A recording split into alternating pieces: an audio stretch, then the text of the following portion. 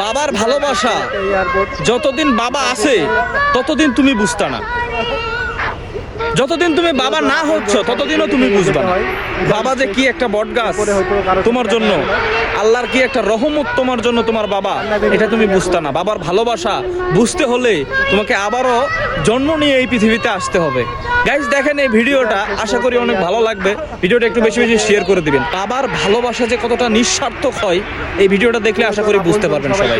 দেখেন এই ভিডিওটা। এটাই শেষ, এরপরে হয়তো কারোর সাথে দেখা হবে না।